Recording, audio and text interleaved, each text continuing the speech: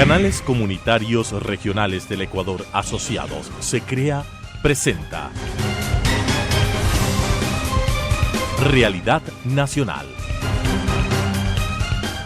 Amigos, qué gusto estar con ustedes como todas las semanas en el espacio de SECREA, de los canales comunitarios y regionales del Ecuador Asociados, que con su fuerza de 45 canales de televisión permite que este espacio sea difundido durante toda la semana en todo el país, costa, sierra, oriente e incluso Galápagos. En esta ocasión nos acompaña el doctor Medardo Oleas, quien además de analista político fue presidente del Tribunal Supremo Electoral. Y en estas épocas que nos permiten conocer y visualizar los procesos electorales que pasaron y las situaciones políticas que se vienen, es importante generar análisis con quien realmente conoce del tema a fondo. Bienvenido, doctor Oleas, qué gusto que nos acompañe en SECREA. Un gusto participar en este programa. Gracias. Muchísimas gracias a usted por acompañarnos. Estamos a puertas de cumplir 100 días en el gobierno nacional. 100 días que hemos visto cambios, 100 días que hemos visto tal vez algunos detalles nuevos en la Asamblea que vamos a topar también en este diálogo. Pero ¿de qué manera usted podría valorar, no sé si calificar, pero valorar estos primeros 100 días del gobierno del señor Guillermo Lasso? Bueno, yo lo calificaría como positivos porque el hecho de haber vacunado a gran parte de la población contra el coronavirus nos da cierta tranquilidad porque esta enfermedad paró casi toda la actividad productiva en el país, lo cual afectó y incrementó el desempleo, por ejemplo. Y yo creo que una vez que tengamos esa tranquilidad, que podemos trabajar sin este miedo al coronavirus, el país va a salir adelante. Además, vemos que está estructurando adecuadamente todo lo que es una visión hacia el desarrollo económico del país. ¿Por qué? Porque el anterior gobierno o los anteriores gobiernos cerraron las puertas a la integración, al libre comercio, que son cosas que se han probado en el mundo. A veces ideológicamente cometemos el error de pensar de que si nosotros rechazamos a gobiernos como el de los Estados Unidos, al que le calificaban de imperio, nos va a ir bien, y es todo lo contrario. Ahí tenemos, por ejemplo, el ejemplo de China. China o Vietnam son gobiernos comunistas con economías capitalistas. Increíble. Y les ha ido perfecto. Así es. Entonces, yo, por ejemplo, cuando me fui a Vietnam me quedé impresionado del desarrollo económico de ese país, aunque tiene una estructura totalitaria porque es un gobierno comunista. Pero si nosotros no abrimos las fronteras a efectos de que podamos vender nuestras capacidades, exportar nuestros productos, no lograremos nada. Un país dolarizado, si no entran dólares, no logramos nada. Y eso creo que es una buena labor que está haciendo el presidente Lasso. O sea, realmente tener un gobierno con visión de futuro, un gobierno en el que se potencialice, se fortalezca a la empresa privada, que es de donde inclusive vienen los impuestos. Ahora, respecto de las vacunas y los 9 millones de vacunas, el presidente Lasso está a punto de cumplir su meta y su compromiso inicial de los 9 millones de vacunas. ¿Será que solamente esto ha incrementado la popularidad del presidente? Porque el día de mañana, cuando Ecuador entero esté vacunado, ¿qué otra novedad podría venir? No incrementa la popularidad. Lo que pasa que el ciudadano está viendo que cuando se tiene un gobierno estable, educado, con gente que tiene otra visión, las cosas fluyen de manera diferente. Creo que nos acostumbramos durante 10 años a la prepotencia, al insulto, a que se ordenaba cierta cosa y así no sea factible, se aplicaba y se lo exigía. Mire usted, estamos viendo ahora la cantidad de obras que no han servido para nada. Así es, increíble. Que se ha destinado millones para obras que no cumplen un servicio real con la sociedad y eso no está bien. Usted acaba de decir una gran verdad. La única fuente generadora de empleo es la empresa privada. ¿Qué ha pasado con la empresa pública? Simplemente ha quebrado porque la empresa pública no puede ser manejada con una visión estatista. Ahí está Atame. A Atame le pusieron como gerente a una señorita que salió del Ministerio del Deporte y las consecuencias son nefastas. Así es. Entonces hemos tenido una experiencia muy mala. Yo creo que la visión que debe tener un gobernante es de analizar las buenas experiencias que se tienen en el mundo. Y en el mundo, por ejemplo, usted vaya a los países de Europa, priorizan lo que es la salud, la educación, la seguridad, y lo demás hace la empresa privada, que tiene que ser así. ¿Por qué? Porque simplemente la empresa privada tiene esa otra visión para impulsar el desarrollo de ciertas industrias y naturalmente eso permite que los países se desarrollen. Pero en lo demás, la salud es gratuita, pero la salud de calidad. Claro. Pero en base a nuestra estructura, no como aquí construimos hospitales cuando todo el mundo sabe que lo primero que tiene que ver es lo que se llama la salud primaria, que es el control preventivo. Y las escuelas del milenio, no nos olvidemos, claro, ¿no? Entonces, ¿cómo podemos tener salud, por ejemplo, en un país donde todavía no tenemos alcantarillado o potable y no se recoge la basura adecuadamente? Eso es un absurdo. Quito, por ejemplo, no tiene alcantarillado para el tratamiento de las aguas negras. Y todos los desechos de esta ciudad de más de 2,5 millones de habitantes se botan al Machangara, y llega hasta el Océano Pacífico. Si esto sucedería en Europa, estaría multado esta ciudad por no cumplir con las normas básicas. Y estamos discutiendo si se cobra o no se cobra el pasaje del metro. Pero imagínese usted. Entonces, de esas cosas, discutiendo lo del metro, cuando con esos 2,000 millones que se invirtieron ahí, más de 2,000 millones, hubiéramos tenido un sistema moderno de transporte.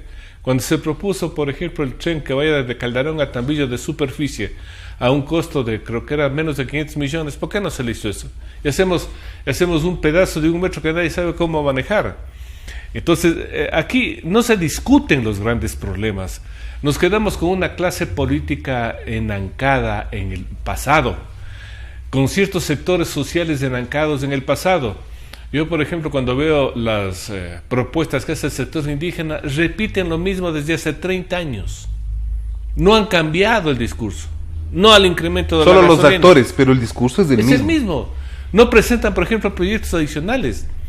Cuando es obligación del Estado o de todos los ecuatorianos sacar de la pobreza extrema a ese sector indígena, con proyectos que les permita tener una vida adecuada.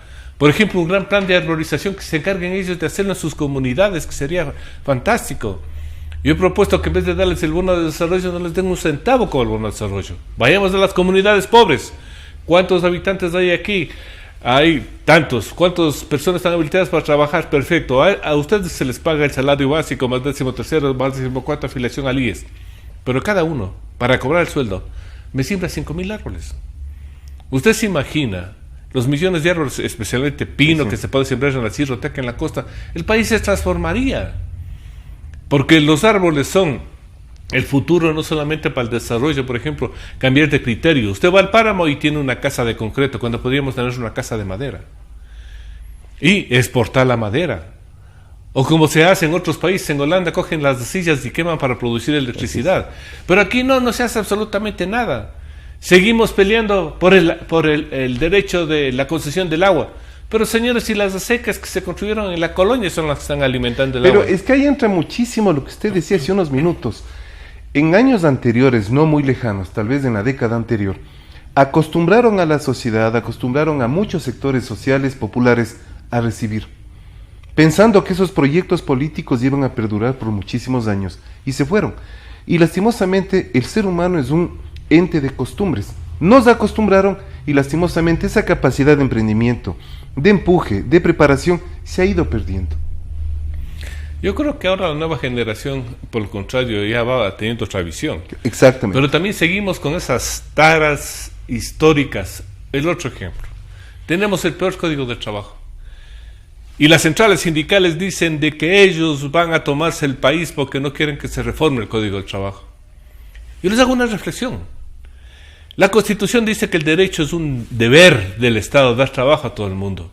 Está bien que, por ejemplo, solo los 2 millones de ecuatorianos que tienen trabajo fijo estén amparados por un código de trabajo, por una administración de justicia garantista, cuando hay 8 millones de desocupados. Entonces, para los 2 millones de personas que tienen trabajos fijos, hay un código laboral garantista, hay la inspección del trabajo, hay el juez del trabajo, hay la indemnización por despido que todo el mundo busca, porque no siquiera buscan la estabilidad, sino cobrar el despido. Y los 8 millones están desocupados. Para ellos no hay garantías, para ellos no hay derecho, para ellos no hay constitución. Entonces hay que quitar eso, porque la idea central debería ser, señores, permitan que las empresas tengan estabilidad y en base a eso vayamos adelante. Ponen normas como la jubilación patronal, entonces todo el mundo dice, no, antes que cumpla 20 años fuera. Eso son, dicen los empresarios. No, señores. Gracias. Yo siempre les pongo el ejemplo. Una madre de familia que se casa, 20 años, contrata una empleada que le ayuda a cuidar a su hijo. Y es tan buena que le cuidó bien a su hijo mientras la madre trabaja, el padre trabaja. Pero esa muchacha que entró a lo mejor de 18 años, pasa 20 años seguidos, 38 años, y le votan. Esa mujer de 38 años tiene derecho a recibir la jubilación personal de por vida. ¿Cuál es la expectativa de vida? 50 años más. O sea que yo, por darle trabajo a 20 años, tengo que darle una jubilación personal durante 50 años. Esos son los absurdos de nuestra legislación. Qué increíble. Y que nadie quiere cambiar. ¿Y cuáles son los perjudicados? Los más pobres, los que están precisamente con el subempleo, los que están tratando de sobrevivir. Y para ellos no hay las centrales sindicales. Claro, no. Para ellos no hay los derechos laborales. No existe. Para ellos no hay esos jueces que dictan unas resoluciones que favorecen, pero son hasta absurdas. Va un trabajador, dice, me despidieron. La carga de la prueba le corresponde al empleador. Pero señor, si él dice que le despedí, pruébeme.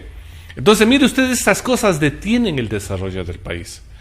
Porque además el país tiene que tener otra visión. Tenemos que explotar nuestras fortalezas. Ya se ha visto, por ejemplo, de que el camarón, gracias a la inversión privada, los laboratorios privados, es un producto de exportación bueno. Así es.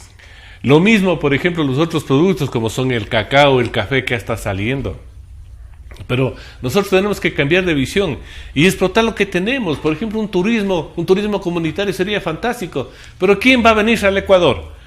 Cuando de pronto un turista se encuentra encerrado por un paro y unos indígenas que le quieren quemar al turista. O quieren conocer la Plaza Grande y está cercada. Así es. O se van al Chimborazo y ahí dicen, no señor, si no nos pagan ahora, no pueden pasar.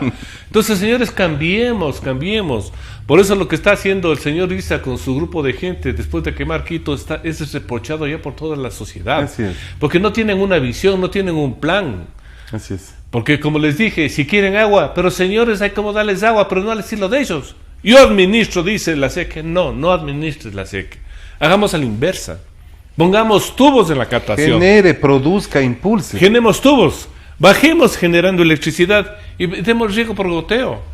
Si al campesino le damos riego por goteo, le damos invernadero cubriendo con un plástico, van a producir 10 veces más. Claro. Porque si no, aquí usted va donde el pobre campesino, es que la helada me hizo pedazo el sembrío.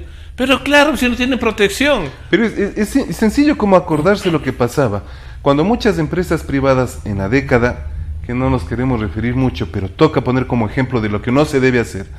En aquella década, cuando se empezó a generar muchas afectaciones contra los medios de comunicación, contra las empresas privadas, ¿quién se sentía afectado? A la larga, el Estado ecuatoriano, porque recibía menos impuestos, pues. Así la es. empresa privada es la que aporta con impuestos.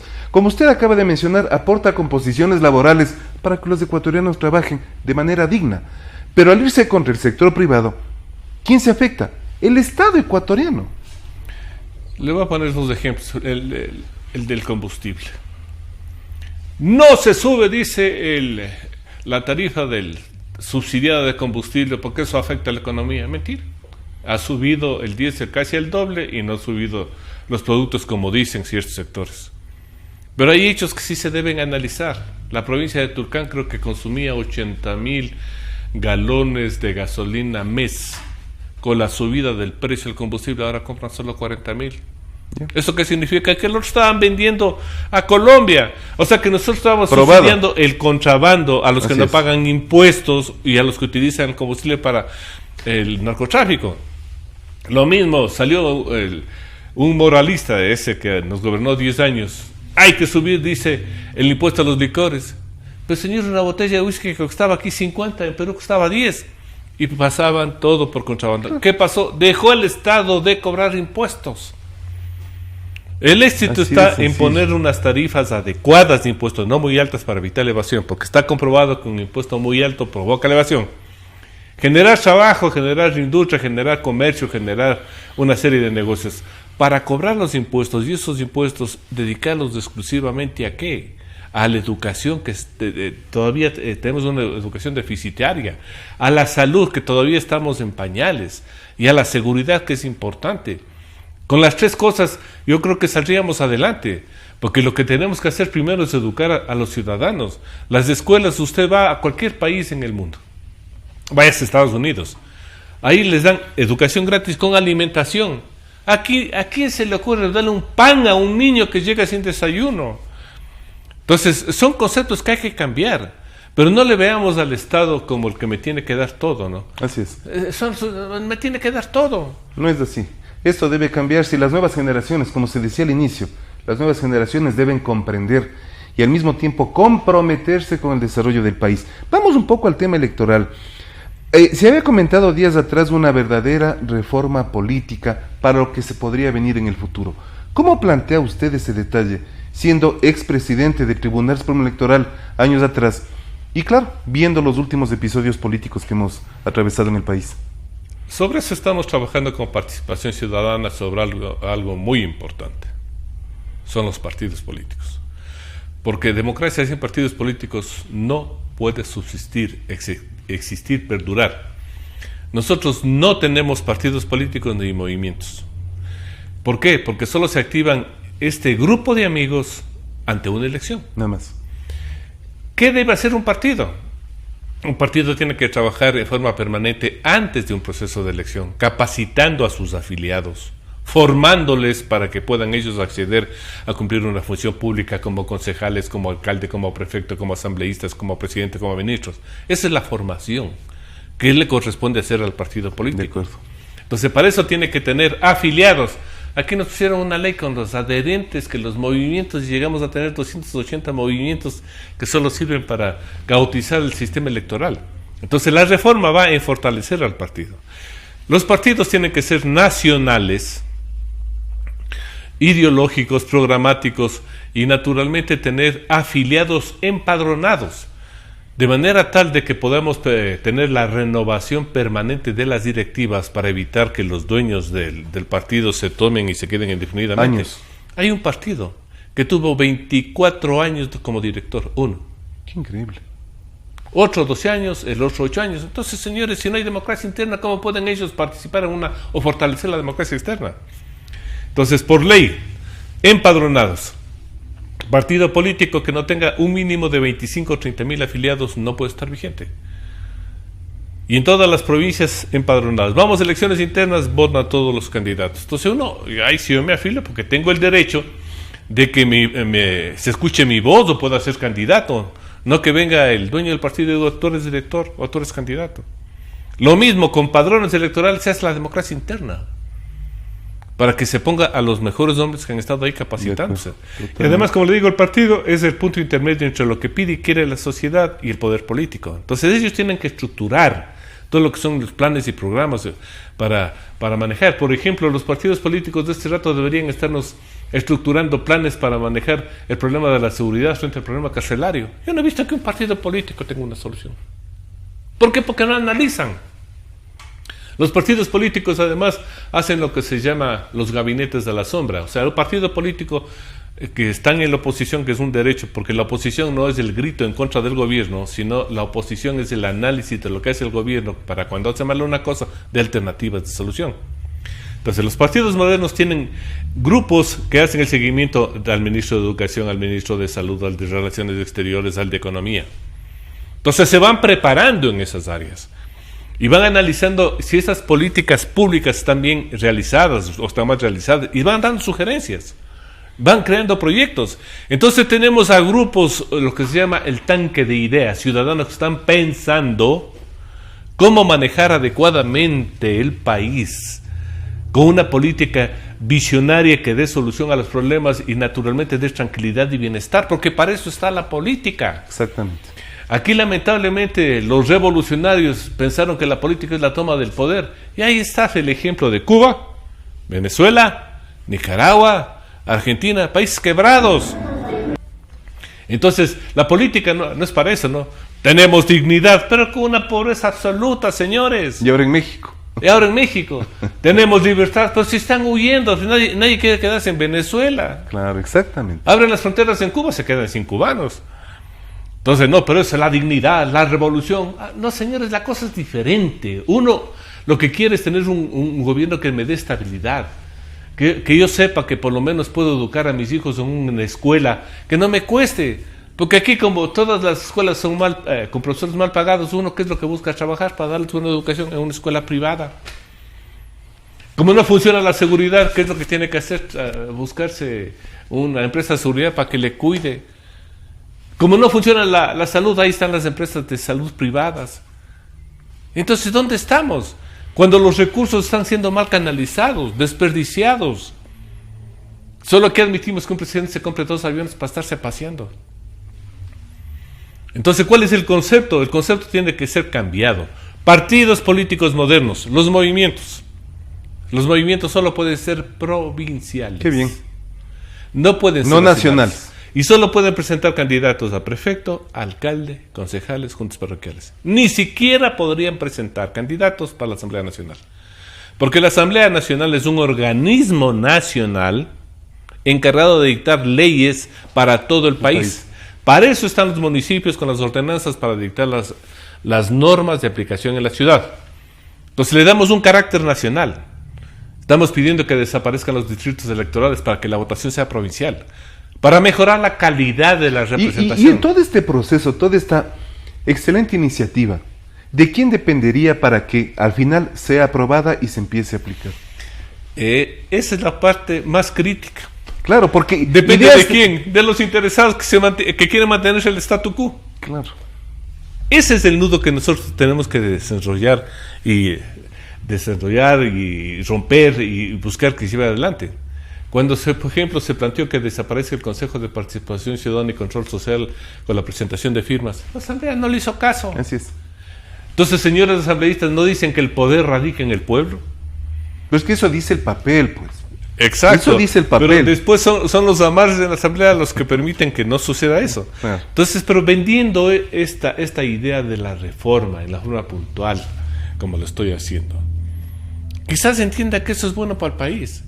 Es bueno para los propios asambleístas, para que ellos sepan que tienen un proceso de democracia interna donde su trabajo ante la comunidad, ante la colectividad, les permitirá seguir haciendo política. Ahora, usted ha mencionado los asambleístas, y llegando a la parte final de este muy interesante diálogo, ¿qué decir de los hechos del asambleísta Rosa Cerda y Bella Jiménez, que en estos últimos días nos han dado, no puedo decir vergüenza, pero sí nos han llamado la atención por los hechos suscitados en la Asamblea Nacional?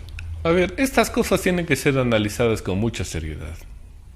Siempre hay hechos delictivos, bochornosos, corrupción en todo lado.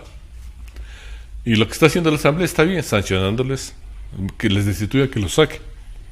Porque lo grave fue lo que sucedió en la época anterior, la impunidad.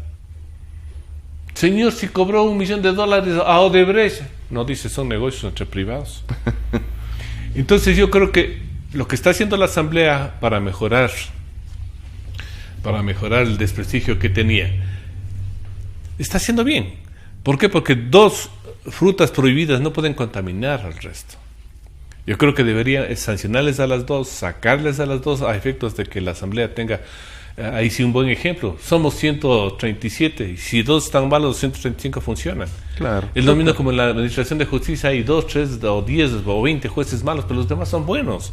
Entonces no generalicemos a toda la institución, pero eso sí, seamos firmes en la sanción a aquellos que están cometiendo actos de corrupción para que no contaminen a la institucionalidad en el Ecuador. ¿Cómo avanza el proceso en el que usted ha sido designado para la comisión calificadora para los jueces de la Corte Constitucional? ¿Cómo avanza ese proceso? Bueno, nos vamos a posesionar este día viernes y comenzará nuestro trabajo.